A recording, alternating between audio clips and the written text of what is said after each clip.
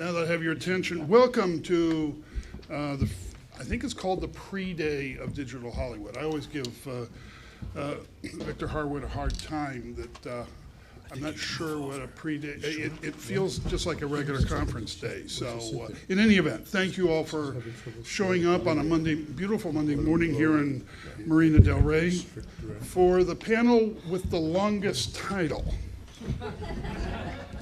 Valuing and Financing Entertainment Content, Movies, Television, and Online Video from VC and Equity to Crowdfunding. And we're going to do it in I think we only have 58 minutes left. Do you get a prize if you find a longer panel name? Because I think I already found one. You did, okay. But we do have 6 people to cover it, and I had a couple of jokes. We're going to bypass those because they weren't very good, and immediately go to panel introductions, and we're going to start in alphabetical order from the end, and move this way. Just give us the elevator pitch, who you are and what your company does, just for some context. Sure. Mark? Is this loud enough, or I'll just project? Can everyone hear me? Yeah. All right, good. Good morning, or good afternoon, I should say, or soon to be good afternoon. Hi, my name is Mark Boydman. I'm a managing director at a boutique investment bank based in New York City called Peter J. Solomon Company. We advise companies on both the sell side and the buy side in M&A transactions. We also have a capital markets group where we advise companies on how to raise money, both in connection with acquisitions, but also in other matters. I spend a lot of time in, obviously, tech and media, focused mostly on any media outside of the home. So if you think of any media outside your home, picks up a very broad universe of companies, which is why we like to spend time there. Diane? Hi, I'm Diane McGrath. I work for an investment bank, 105-year-old firm down on Wall Street. My focus is primarily media and technology, and we do much the same that you do, capital markets, M&A, all sorts of uplisting, ADRs from foreign markets. And what we look for are different levels of financing, different level of stages of companies, and particularly anything that's innovative that may fit into the more conservative portfolio. Thank you. Michael? Sure. I'm Mike LaSalle. I'm a partner at Shamrock Capital Advisors. We're a private equity firm focused solely on media, entertainment, and communications.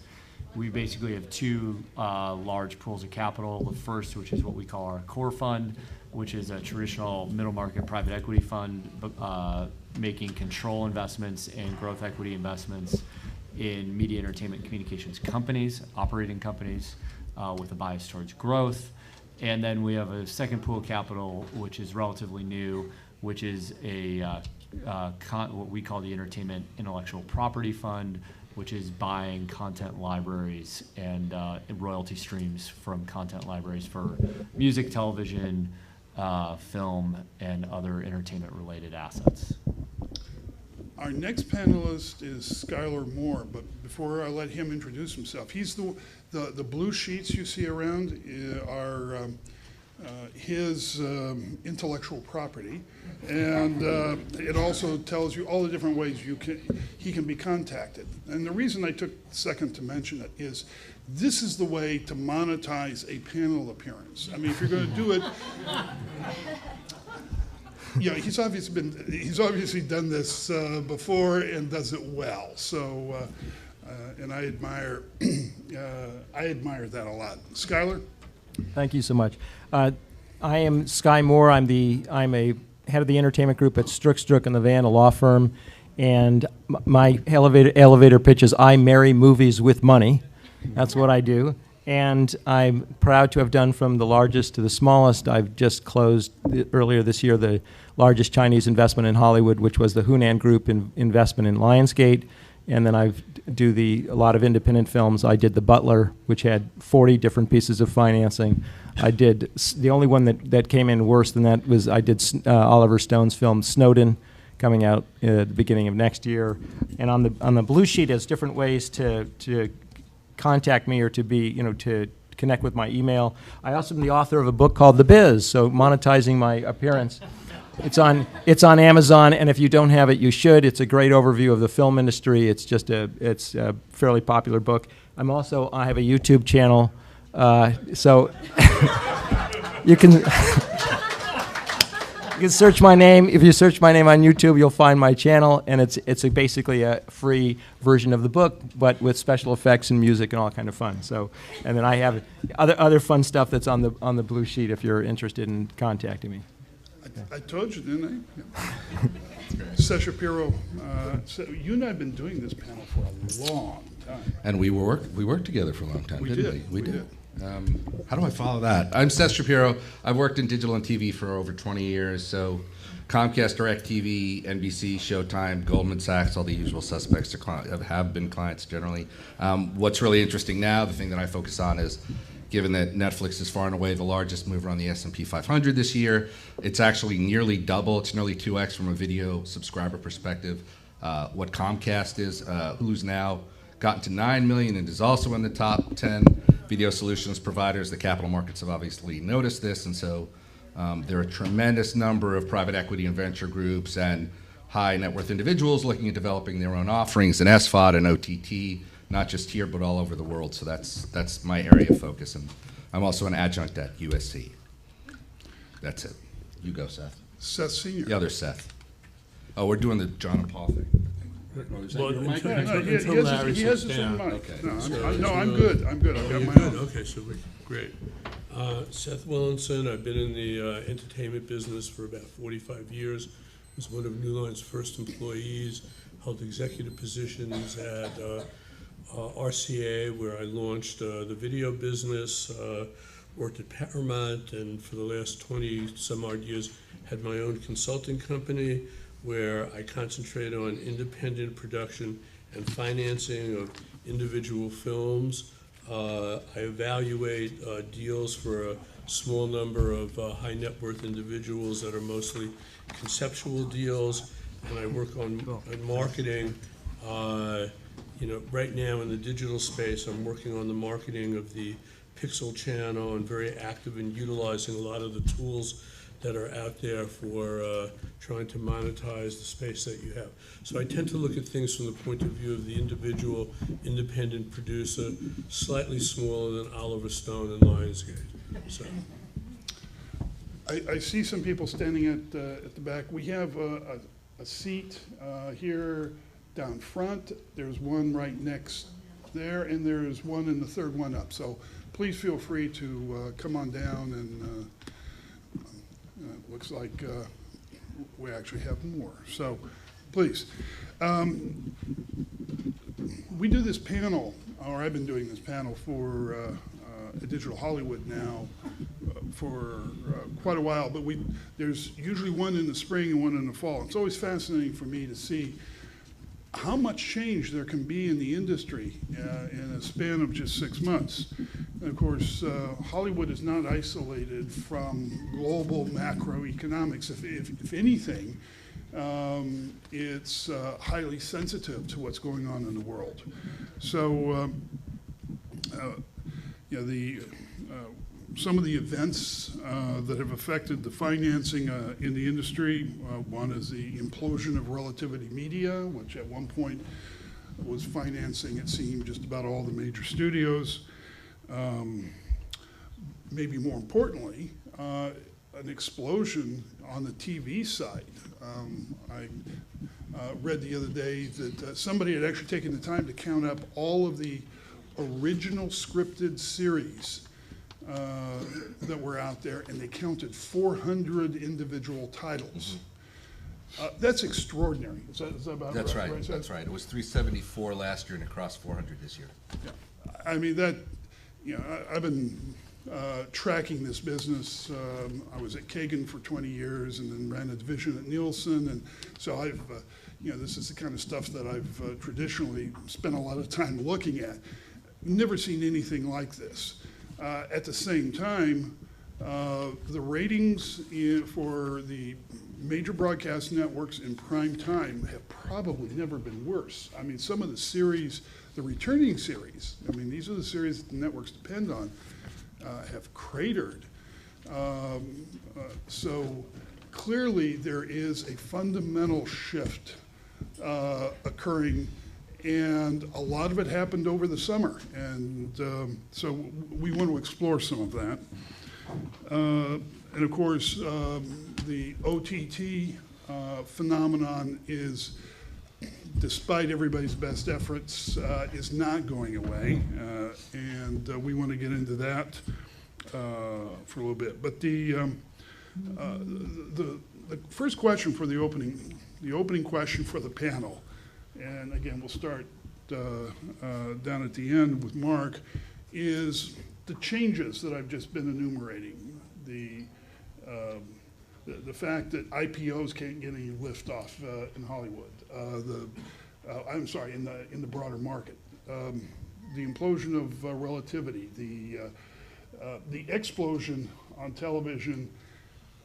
How has that affected your view in the opportunities for financing in Hollywood? Sure. So, good. This is something we talk about every day in our business. It is getting increasingly more difficult to understand what is happening in media, the shifts between trying to aggregate an audience. And that is the challenge that most media content companies have today. In the old days, if you wanted to aggregate an audience, very easy, television. But given what's happening in traditional media, including television, the ability to aggregate that audience, as it gets more challenging, it's becoming harder and harder to value content as a mechanism for providing good channels of distribution. So is it television? Is it something else? And what we're seeing is it's a land grab out there. It has been over the last few years in terms of M&A transactions, in terms of both content and distribution. We've seen companies trade at very high values, or what we thought were very high values, and again, it's TBD on some of those values. But a lot of that relates to what's happening, and again, the ability to aggregate an audience with good quality content. I mean, if you think of something like Maker, I mean, when people think of that transaction where Disney acquired that business and the valuation there, you have to think about the number of views and the number of subscribers. We're talking about billions of views. I mean, that is something, again, that is unusual for an over-the-top or new media channel, but that's no longer unusual, as we've talked about. That's becoming the norm. So I think if you can wrap your hands around aggregating an audience, those are valuable. And if you've aggregated an audience, whether it's with content or distribution, those are valuable assets that can easily be financed. On the other hand, if it's unclear whether you'll be able to aggregate an audience, whether it's through your content or your distribution channel, again, that's a question that will hang over your head and will impact your valuation. Okay, Diane? Okay, so for us, in the IPO market, I'm not so sure that it's had that much impact on financing of Hollywood projects, only because 2014 was a very aggressive IPO market, so the decline in that is pretty much follow on and fairly predictable. I was looking for anything that looked like that was in the pipe in the past couple of years that would relate to that very question. I was unable to find it, so I'm not so sure that although overall detrimental, has specific bearings on anything that's coming out of Hollywood. To follow on to what Mark has said about aggregating an audience, finding an audience for the content or whatever project you have, I think that in addition to that, what we look for is extension of revenue streams. So it's about the continual engagement of the audience, the IP characterization of whatever you're doing. Anything that starts to de-risk the profile on an ongoing basis, typically past a couple of years. So it looks like you said before, more operational business, and that's what we're looking for more in terms of the financings that we do. Mike? Yeah, I mean, I think out of all the things you listed, we like to break things down to the macro and the micro, right? So on the micro level, you mentioned relativity a few times. I don't think anybody here who understands Hollywood and kind of knows people around here are surprised that relatively what happened to them happened. I don't think that's a broader market issue. I think that is a very company management specific issue. And so I think, so from my point of view, I don't think that should have any repercussions on the broader market. At the same time, from a macro level, from a financing of content, listen, in general, the financing in the capital markets have been very liquid overall, not just saying for Hollywood, over the last few years, which I think is going to eventually become a problem here. But regardless, within Hollywood financings, you have all the things that my previous two panelists have mentioned that have effects at the macro level, right? I mean, so you have new revenue streams, which increases the value of content, but you have totally disruptive business models, which is causing real uncertainty in the value of the content. So what does, from a financing point of view for television, there's an unprecedented boom in television content that's being produced. What is that fueled by? Go through the economic chain. How is that fueled? Eventually you will get to that is fueled by affiliate fees being paid through cable subscriptions, okay? So play that out in your head on what's gonna happen as soon as the levee breaks there as to how that actually goes through the content value chain and how content is produced. So you just have to be, you kind of have to take a very macro view of what's happening, understanding one level deeper into what's happening industry-wide, and then what's happening if there's a company-specific issue. So I mean, I think there's a lot of positive and negative factors here, but at the end of the day, good content gets financed, and good content will be noticed, and good content gets monetized. Sky? Well, I want to second the motion. If it doesn't matter how much chaos there is in the industry, it doesn't matter who goes bankrupt, and it doesn't matter what media or what is happening, there's always more money coming into Hollywood. There's always money available for your project, and it's just a question of where you look and at any given time. And if I just can run down some sources of financing right now, I'm going to, on a macro level, is if you think about whatever you have, whether it's TV or film or a documentary, sources of financing. China. The stock market did not slow it down. We've got a big deal that's going to close today that will be in the press hopefully tomorrow. There's absolutely more and more money coming from China. So, and in particular, if you can find some China theme co-production, something there, it's unbelievable. Crowdfunding. Crowdfunding is not just the donation model is I think got limited legs. The big model is equity crowdfunding, and in particular, you're now allowed to advertise. You're now allowed to advertise for if you go to accredited investors, and I'm surprised that more producers haven't done that. You can now do online advertising to accredited investors, and I'm surprised, but I think that that's coming in a big way. Rich kids. There's always rich kids, all right, that got money from daddy that are in Hollywood, and I mean it's just endless, all right. And you don't see what's interesting. You never see rich kids from Hollywood going and doing something else. It's always from some other industry where they made money and coming here to blow it. I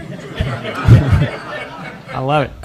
Advertisers. Advertisers are now in every single media and financing everything, and to the extent that Transformers didn't do it, my favorite today, I just read in the trades, the new movie Lego Batman. And it's like, give me a break, like, have we sold out? Yes, okay. But advertisers are financing content right across the board, from online, TV, theaters, you name it. So if you're looking for cash, there's a way to go. Anybody who's got a footprint with the consumer is financing content. And you can think all the way from Netflix to Google to Amazon, but also Walmart is financing content. They've put up a MG for a client of mine to get video rights.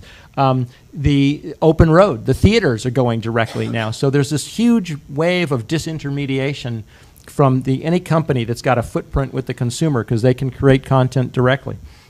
The state tax credits are still thriving. And by the way, I just was in New Orleans speaking there about the tax credits.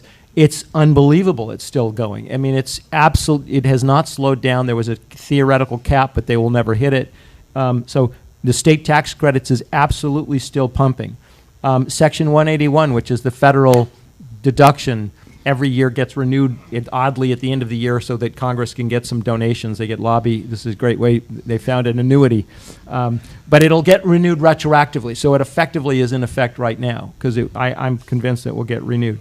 So there's just nonstop sources of financing for whatever content you is. And I don't care how fractionalized and chaotic or difficult the business is. It's a sexy industry, and that's what sells. And if you're pitching your project, don't pitch projections and numbers and Excel spreadsheets. That's boring. No one cares, because the truth is everyone in their heart knows we just lose money.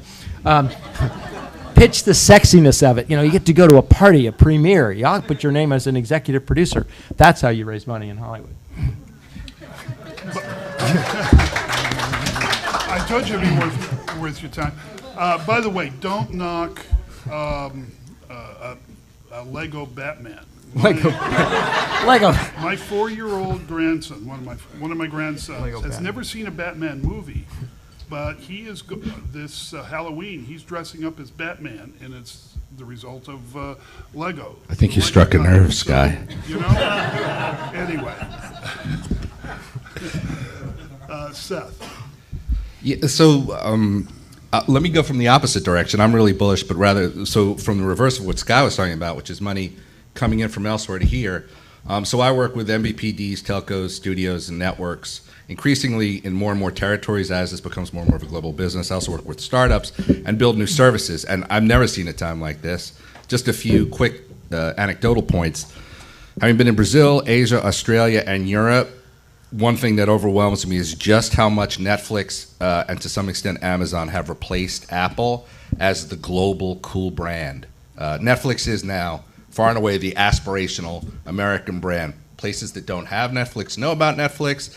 Territories that have Netflix competitors are crapping in their pants.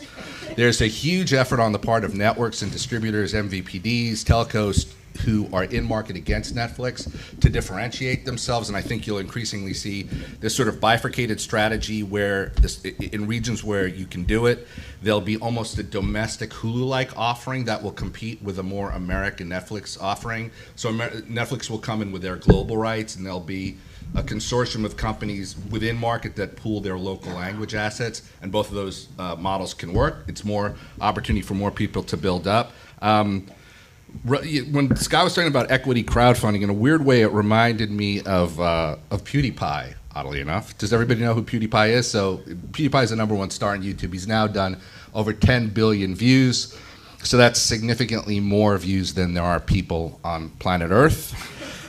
He made 12 million this year, reported, probably a lot more. But what's interesting about that, and I want to tie it back to the mention of Maker earlier. Part of the reason these guys are so extraordinarily successful is they do what traditional media has so far been really bad at, and that's leveraging the audience to market your message. So I don't know if any of you saw this. It kind of passed unnoticed, but John Lasseter made an extraordinary comment during the end of the run of Frozen. And what he said was that Frozen was #1, and then it started to move down organically to #6 after a long, triumphant run. And at that point, Disney started distributing Frozen assets to leading content creators on YouTube. So what happened? Kids who still hadn't seen Frozen or had loved it but hadn't seen it in a while started to watch their favorite YouTube stars making parody content or homage content to Frozen. It started a second torrential wave of communication. It actually, historically this may turn out to be a real extraordinary move for Disney, of all people, to do this. They actually gave the intellectual property over to the kids, right? And they let kids do what they want with it. Guess what happened? Frozen went back to #1. So the purchase of Maker, in many ways, I don't think it has to do with content creation. It has to do with audience aggregation. In other words, Disney bought a marketing company, but that marketing company consists of their fans. Does that make sense? So in other words, the lead creators on Maker are absolutely the best ambassadors or the most likely destroyers of equity for media brands going forward, because there's an increasing amount, and what's fascinating about this is just how global it is. In the old days, you would go to YouTube and talk about analytics, and they would say, well, it's about 60% US and 40% rest of the world. And then if you tried to dig in what the rest of the world looked like, they were really dodgy. But increasingly, in places like India and South America, there are indigenous pockets of content creators coming out of communities. They're from Canada, they're from all over the world, and so increasingly you're seeing these sort of equivalents of TMZ happen in local markets on YouTube, and their fans really, really trust them. So I think a key for the growth of future-facing brands is to be able to tap into that. And it's not crowdfunding, but it's almost using your existing fan base out there to spread the word about what you're doing in a way that's going to seem a lot more organic than anything you can do as a studio yourself. The last thing I want to say relative to international content consumption is, did anybody see Narcos by any chance on Netflix? Okay, so I don't know what anybody else's experience was, but I was watching it on a business trip, and I noticed I was watching, have you seen it, Larry? No. I noticed that I was watching it differently, and what happened was, I don't speak Spanish, it was in subtitles, over 50% of it probably is in subtitles, and so my normal 50% continuously divided partial attention was defeated. And I had to watch it. And because I had to watch it, I had a completely different experience. And Colombia is a beautiful country, and they did a great job with the landscaping, even though the story, it's a story of Pablo Escobar and the Medellin drug cartel in the 70s. Even though the story isn't the most original thing, I got completely drawn in. I watched all 10. And what occurred to me was that I felt like if you hadn't told me, that I would have assumed that it had been done by clients that I know from Globo or Televisa, not Netflix. So that's astonishing. The idea that we've got an American media company with a market cap of 50 billion or whatever, larger than Viacom, I think larger than CBS now, making its own content that can then put that into individual markets where it's going to flower. I think we're going to see a really interesting proliferation of international genres. There's actually, just to name one and then I'll shut up, there's actually a really interesting cross-pollination between Korea and South American markets in the telenovela format, because it turns out that South American telenovelas and Korea, for those of you who've seen them, Korean soap operas share a lot in common. So that business, like sort of paraphrase Fareed Zakaria, has nothing to do with America. Those markets don't have to talk about Hollywood. They've moved on. That's a whole interesting thing worth studying that we can learn from, and somebody's going to wind up taking one of those genres that originated elsewhere, the way that Homeland did in Israel and the way that a bunch of cassette shows have done. They're going to start bringing him here. We're going to see a whole new, I think, international content conversation happen as OTT proliferates. Okay, that was a thorough tour of the business. Thank you. Thank you. We have one seat down front here. I guess we now have two. So one over here and one over here. So, and that brings us to Seth Willinson. Well, having my last name start with W has always plagued me since elementary school. And I agree with a lot of the things that were said. I don't want to really generate my opinion in a way that with nuances. I will just add a few random thoughts. Maker Studios, when the people got paid off by Disney, got about half of what their projected earnings were. So I think it was so I think what Maker Studios was a strategic opportunity, partly for marketing, although giving people material to work with of intellectual properties is not particularly new. I don't want to sound like Bernie Sanders because I may be demographically like Bernie Sanders, but I'm not, politically like Bernie Sanders. But I think that when you talk about Hollywood providing financing, it's a very bifurcated business. And I think that more people are losing money today for two reasons that are investing in movies. The security of businesses that built audience flow and had that audience develop, that gave the security because they were being bought flat, like paid television and home video, which could cover the cost of a $2-3 million movie. And we joke in the independent business that 100,000 is the new million. It's really I looked at a deal for one of my clients the other day where the movies that they were involved in financing were a disaster. But the equity investor, the mezzanine financing people made a return of 26% on an annualized basis. So there's less and less money coming out of it, and part of the reason is that it is very hard to develop an audience in the universe that exists out there. And I like to describe it as a infinite capacity for content and a finite opportunity for marketing. When I was working for RCA, which owned NBC at the time, one of the people I was working with who, was very well known as a programmer said I could run the sign-off signal and still draw a 22% share. And so that's very important as these conferences draw a lot of independent producers, smaller people who are trying to do it. This isn't the Goldman Sachs financing seminar. It's important to understand the role that you play in doing it, but I couldn't agree more with the idea that good content will always find its audience. But lots of people, more people are losing money today than did 5 years ago on individual production, or even a year ago on individual productions. Well, my next question really ties into what you just said, Seth, as well as what Sky was talking about. The fact is, historically, even the studios haven't made a lot of money making movies. They've made their money distributing and primarily owning libraries that, when Netflix has been the new gift that gives on giving. Prior to that, it was HBO, Showtime, and Starz. We will have a new technology down the road that will do this. So, but here's my question, and this is something, with all due respect to Sky, some of us, when we're asked to value some IP, actually have to develop a spreadsheet.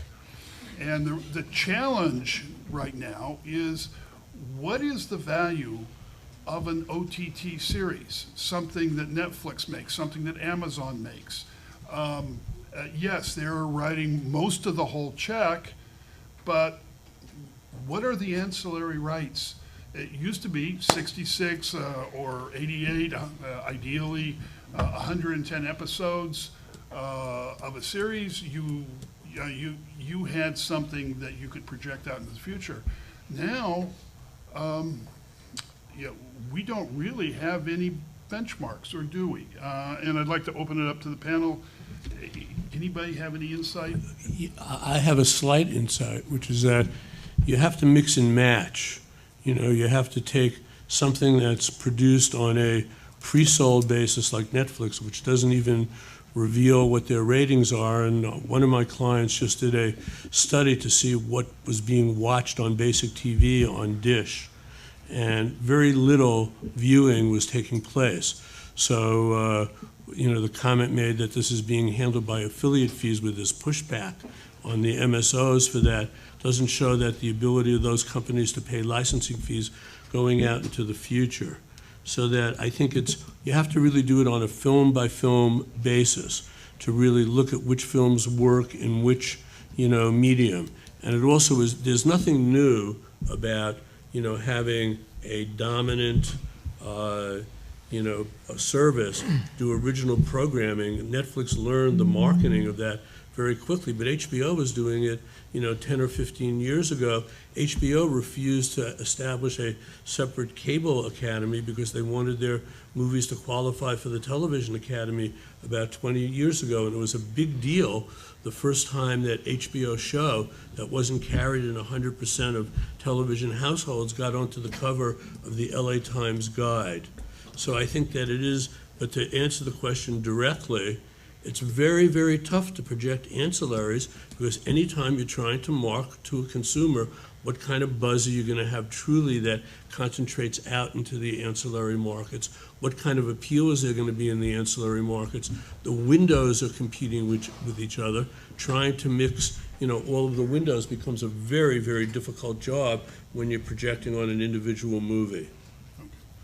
Anybody else? I'll have give you some hard numbers. I'll maybe? give you some hard numbers because they're difficult numbers. I will say, no matter my rule of thumb is that you will lose on average 20% of the cost of whatever it is you make if you don't control distribution, and that 80. If you look across media, theatrical films, 80% of films lose money. And on average, the average loss is 20% of the cost of the film. And the reason for that, and I think this is going to apply right across media, I don't think it matters what media it's going out on, is that there's just an oversupply of production of content. And it ultimately boils down to the law of supply and demand and Adam Smith's, economics, which is you have way too much production going on and the reason why is that it's sexy. It's fun. It's sexy. If you're at a cocktail party and you're trying to impress somebody, would you rather say, I make movies, or would you rather say I make, doorknobs? All right. And really, that's fundamentally, there's this overproduction on every side, and there's less. It's less sexy to say I distribute films, and it's harder to do that. So there's this. The distributors have the leverage. So no matter what medium you're in, unless you control distribution, you're going to lose on average. If there's always winners, of course. There's always, you're gambling. It's Las Vegas, and sometimes there's winners, but the average is the house. The house wins, and the house is the distributors.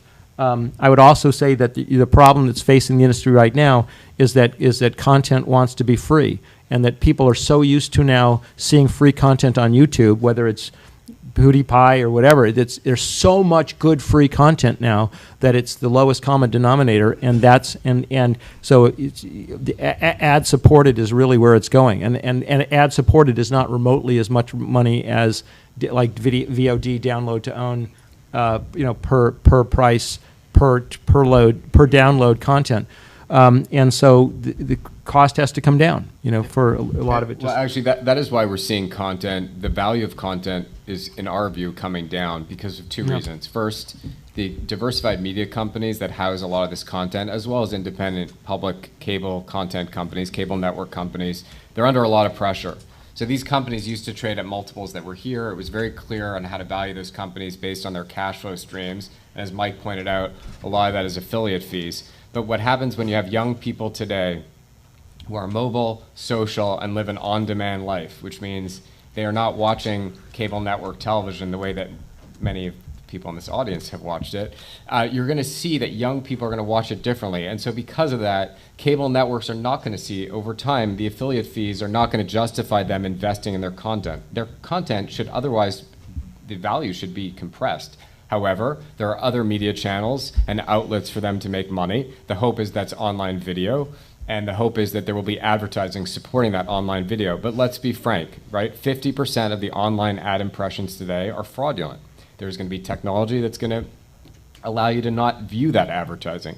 So in our view, it's going to be very hard for online video to be that outlet to see content being paid for, especially when young people are used to seeing it for free and on demand. So how else are cable, whether it's cable content companies, film companies, etc., how are they supposed to be paid for their content? Our view is that there will be other channels for distribution, be it any media that you see out of your home, whether it's mobile or other ways. People will have to pay for that content, or again, you will see the content quality as well as the value of that content will all be compressed. And there's just no way around it. Our view is there is no way around it. There isn't, but there also is a finite amount of money that even the millennials are going to want to pay on a subscription basis to avoid seeing commercials. I mean, after Netflix and an Amazon Prime and Hulu, maybe whatever Apple. That's. I don't see a lot of room for growth in terms of the millennial market.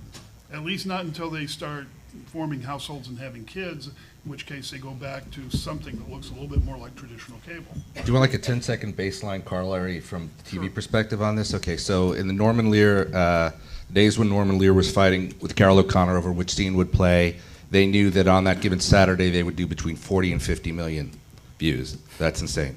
MASH, depending on how you view it, the final episode of MASH did between 105.6 and 121 million views.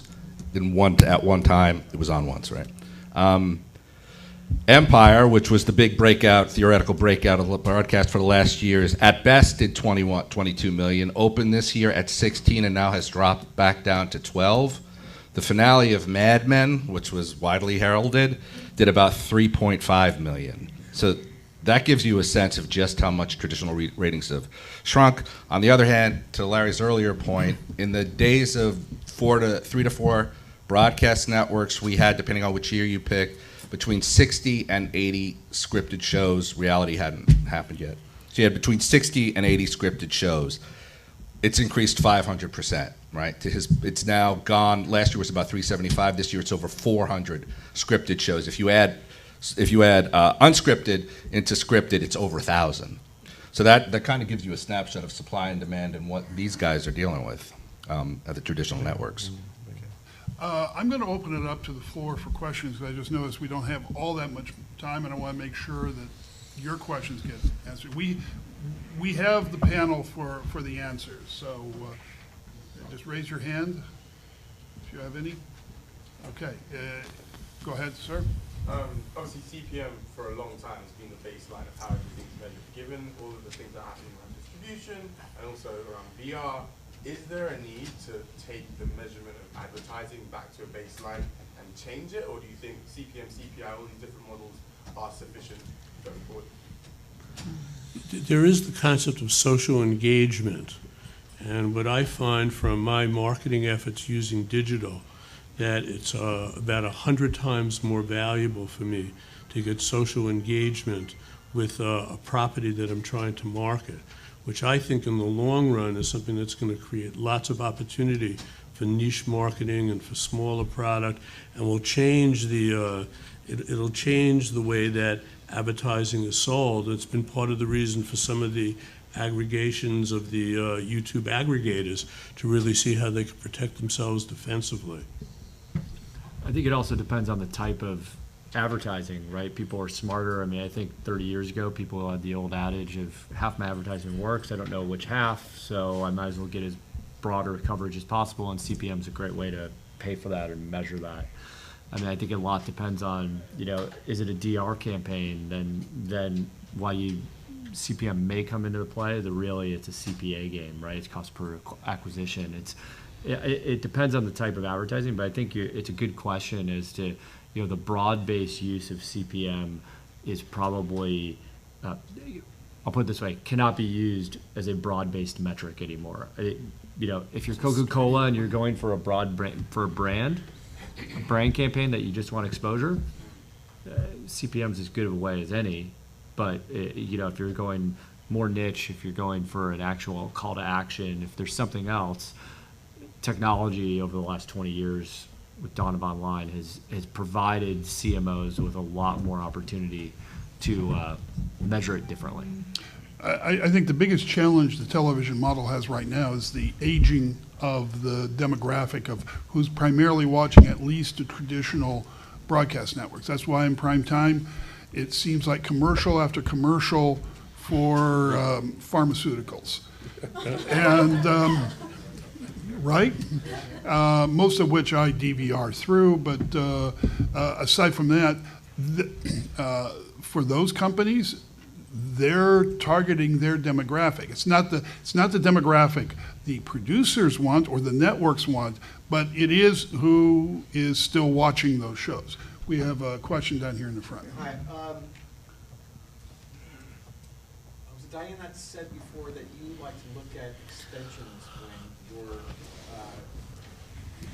looking to invest? I may have gotten that wrong, but is that, could you clarify? Extensions I meant by merchandising licensing opportunities, gaming, anything, any sponsorship driven beyond advertising, anything that looks like that, so it provides a longer legacy for the content and the characters.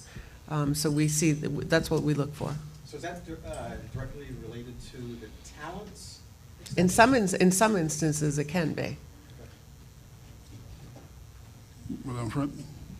Brought up the idea of gaming, and I'd love to know what you're seeing in terms of how many properties are using gaming extensions and how big that's gotten. You've seen some very large payback on social games, online games, and the like. Is that looking more and more like a piece of a repackage or more spotty? For us, it is. For us, it is. So we look for that as, it, like I said before, it de-risks a lot of the investment. It also gives you the ability to start building databases on behalf of your content and your property. And then with databases, of course, comes analytics. So we start looking like, it starts looking like the start of almost a telco model where you're owning the fan or the customer, and they're engaged for a much longer time. So it's pretty much a requirement for everything that we're looking at. Yeah, I mean, I was just going to say gamification of content is something we talk about almost every day. The young people today are used to, because of whether it's mobile phones or otherwise, are used to the gamification of all sorts of content. So it's a huge theme, and there's a lot of value for it. It'll be one of the big points. It's a great question. It'll be one of the points of demarcation between who wins and who loses. As an example, 12 years ago at DirecTV with TiVo, we had the ability to put a bug up during a BMW ad. If you clicked on it and you turned out to be a qualified BMW buyer, how much would that lead have been worth?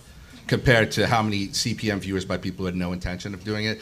The distributors and the networks, you have disintermediaries, you have the distributor, you have the network, you have the show itself, and you have the advertiser. Getting all those people to communicate about the value of this broke it down. That was a big mistake. That was another one of the things that drove innovative advertising online. It's the same thing to the extent that people put gamification and really cool user experience into their products, they're going to win, and if they don't, they're going to start to fall behind. Well, also, it also continues the affiliation with the property, so beyond broadcast, so it continues afterwards, and depending on how you do it, it continues the life cycle of it. Totally, it gets you into a direct relationship potentially with that customer without anybody in between. You've got their direct information. There was a hand over here. Go ahead. Yeah, we're talking a lot about TV, which is exploding, and it's really exciting on some level and scary on others. What about feature film? We have our first Netflix test case. I saw Beasts of No Nation at the theater. My husband saw it on Netflix. I seem to be just about the only person that saw it in a theater. So what does that mean? Is it the film? Is it the model? Can you talk about that? Let me speak to this. I did the financing for the second one that's going to come out for them, which is Crouching Tiger, Hidden Dragon 2, which they're going to attempt the same thing on a worldwide basis. Day and date is coming. Day and date is coming. It's going to come there's no way around it because you have to end the piracy window. So it's going to be with us. Second, theaters are going to have to, the theatrical experience is going to have to change to compete. They're going to have to go to 4D seats and 3D sound, and it's going to have to become a very high-end experience to compete. And the truth is that video on demand is going to win for most people. Your husband will be the norm. All right, you definitely were the outlier, and it's going to change. It's going to change. Instead of doing pre-sales, going to the AFM and selling France and Germany and Japan, you're going to be going to Netflix and doing a pre-sale of your VOD rights to Netflix, which is exactly, by the way, what happened on Crouching Tiger, Hidden Dragon 2. They swooped in and just bought it all out. And it's going to be a very different world because of that. You're without question. And think worldwide. You're in Japan. You'll be able to download net from Netflix and toggle your language. I want to see it in Japanese. I want to see it in Chinese. This is going to change the world. Yeah, and also you'll be able to download a 2-hour movie in 10 seconds. That's coming to New York City with a network called Link NYC. Optic and that's fiber. going to be in all sorts of other cities. And so if you can download a 2-hour movie in 10 seconds while you're waiting at the bus, on the train, what are people going to move to, right? I'm an Apple TV owner. As a matter of fact, I have 3 of them. One's in Texas, and then one's in my daughter's home, and then mine. And we have a family library. Of course, it's all on my credit card, but I've got to figure out who's going to inherit that. But it's an interesting question for another panel. However, one of the things I've noticed is that more and more, to the point, I'm able to watch movies, sometimes at a premium, $19.95, but while they're actually in their theatrical window. And if I pre-order, I get them a week or 2 before the home video window. So there's a real value there. Let's see, we had a question here, and then we'll come down from. Go ahead. Can I just make a comment about that, because I think that's really interesting that she said, gone are the days that couples would go to a movie together or do something together. She watched one way, her husband watched it differently. Oh, we go together sometimes. I'm not doing it. We all need an escape. We all need an escape. But that's a huge thing, right? Like just that sociological idea is huge. That's what's happening. Okay, go ahead. This year virtual reality is a really hot trend. What are you guys telling your clients in terms of VR as an investment? I just went to the Utah to watch. You've got to go online, everybody, and check out thevoid.com if you want to see the future. All right, I just went and experienced it in Utah, and you nailed it. If you want to produce, if you want to make money, produce for virtual reality, because there's right now there's a desperate need for content for it. It is going to swamp the entertainment industry. It is going to replace theaters. You're going to go the next date, instead of going to a boring theater and seeing yet another movie, you're going to go and be in the movie and be part of it. And I'm telling you, it is wild experience. You believe that you're in it, and it is. And so, yes, invest. Whether it's I'm a believer in investing in it, or creating content for it, or getting on that bandwagon. That is going to be the future by far. There are only two reasons that AR and VR haven't exploded already. The first one is that there's and Phil is one of the experts, by the way. He's at the USC Entertainment Technology Center, so if you're interested in this space, go talk to him. But the smaller reason is that some projects were just really bad. And they were badly made, and they might give you a headache, or they just weren't that interesting. The second is that you have to see it to get it, right? You can't. Sky or I talking about it is not going. You're not going to get what it is. You're not going to get how utterly transformational it is to the world when people go into this experience, and the world that they can go in is like 1,000 times better than the world that they're going to come back to when they take their glasses off. That's where we're headed, and in 20 years, people are going to be saying, "How did we not see this coming?" It's completely transformational, for better and for worse, and you should all absolutely go take a look at it. And it's going to be entertainment centers. Like I think it will replace theaters. I think that you need to have that for various reasons. It's much better than the home experience. Skylar, that's one of the very few things we agree on. Score. Score. Is that we have a client who's actually here in California. It's called Murata. Yeah, they're Murata great. Studios, and happy to say that we are 100% behind their VR efforts. They're doing very well. They did the VR experience for The Strain. They continue to make great strides globally behind VR. I'm really proud that they're our client, and they're doing absolutely a wonderful job, and I agree with everything that everyone has said here on the VR experience and where it's headed. Oh, and really quickly, tomorrow night, I think it's 6:30, we're going to be showing some of that stuff, so come. I don't remember which room it is, but if you look for my name, from at 6:30 tomorrow, Tuesday, somewhere here, it's open to the public, we're going to be showing some work from some of the best companies, I think including Murata. Murata, yes. Mike? Yeah, hi, Michael Furman. Tonight, actually, there's a VR panel and a dinner, and then tomorrow there's the one that you're talking about where they have like 8 different companies. I have more plug than a question, because it's not in the book. I'm here with Halsey Miner, who started CNET. Right, he started a VR company too, right? He started several VR companies, one of which is going to have its world premiere Wednesday at noon in one of the tents during lunch. It's called Quantum Leap for Reality Lab. It's the first seamless 3D HD 360 camera. It's going to be the first time seen anywhere in the world. And then his other company, Voxless, is going to be displaying tomorrow, which is the first basic platform where you can go in and create your own games and videos, and then just put it out. That maybe 3 weeks ago. So that's my plug. Okay. Question in the back? Yeah, hi, Latif Sar, Collide TV. So, really quick, how are you viewing, kind of with the explosion of diverse audiences and consumption, shows like Empire, and then also like the explosion of content specifically around Latino audiences and their growth? How are you guys viewing or valuing companies that are targeting these audiences? Are you looking at that? Are you interested in that? Just thoughts?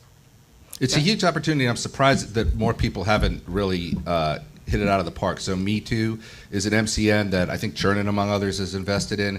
Comcast, as part of the consent decree, as part of the ruling around acquisition of NBCU, I know has started up a number of more minority channels. It's a huge opportunity by anybody's measure. Is Televisa, is Telemundo now the #1 broadcast network in a lot of markets? I think so. It is. It's a huge opportunity. I'll let everybody else speak to. I know somebody else was starting to talk.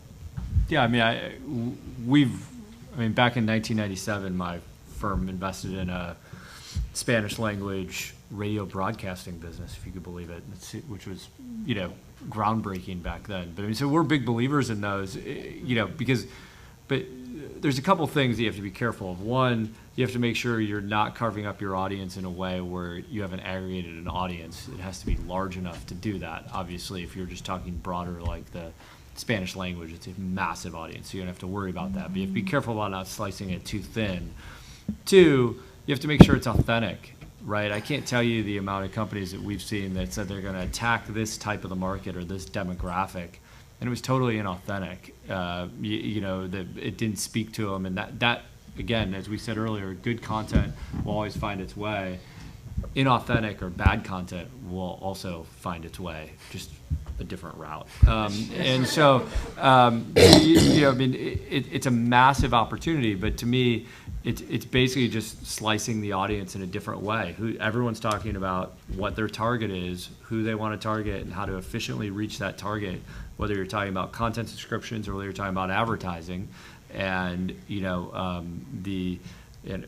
reaching a specific segment of the population in an authentic way is a great way to do it. You just have to make sure you're being smart about it and you are authentic, because I think there's a lot of people who aren't. I have a question on valuation.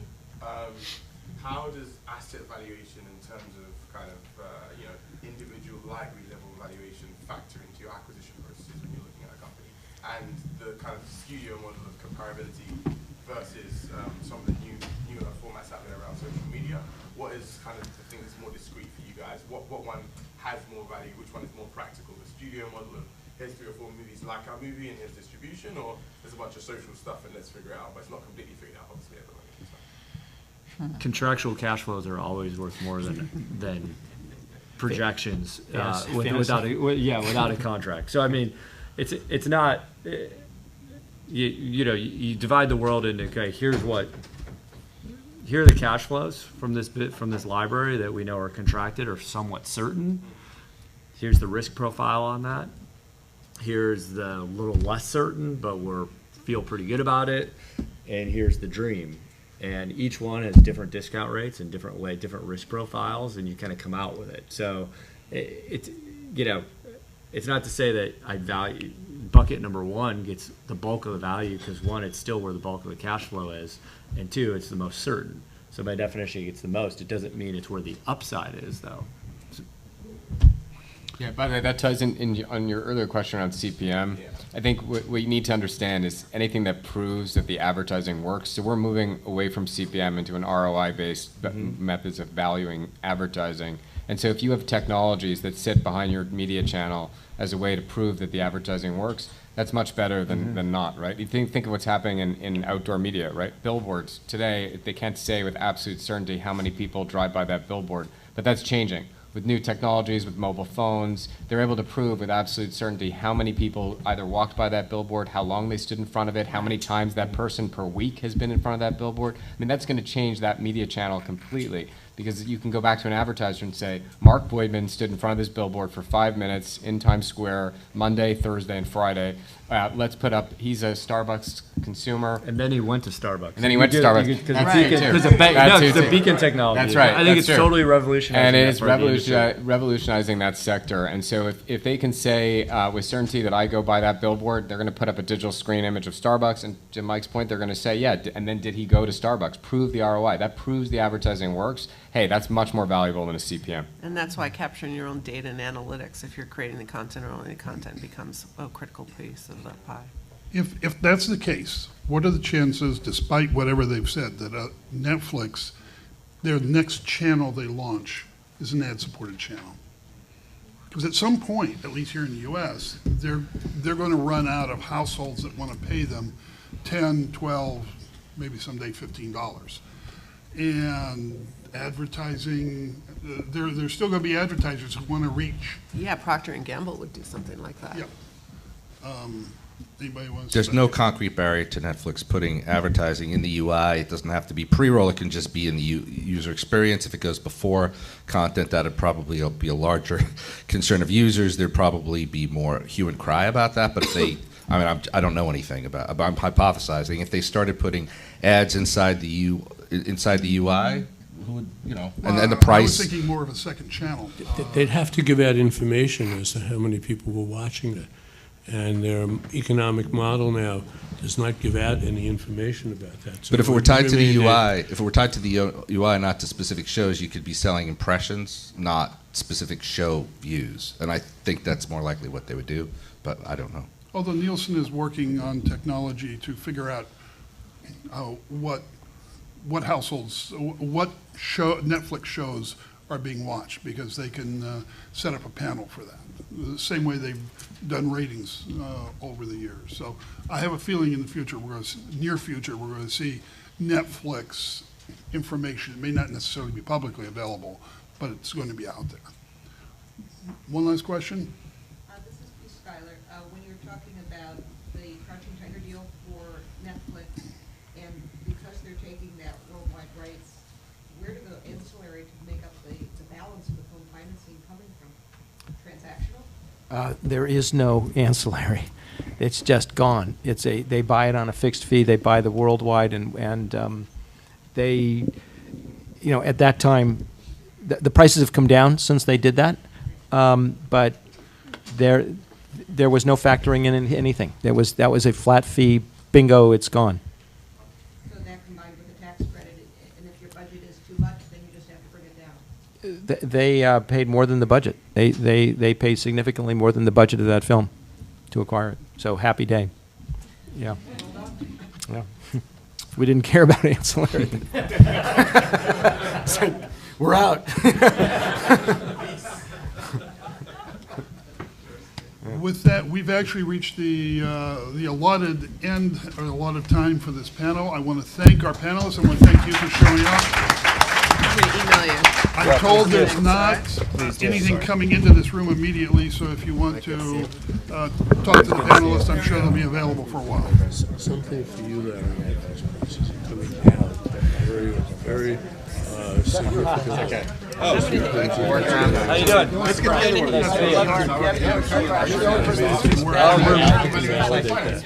I'm actually doing it. Okay, perfect. So, Yeah, it's an interesting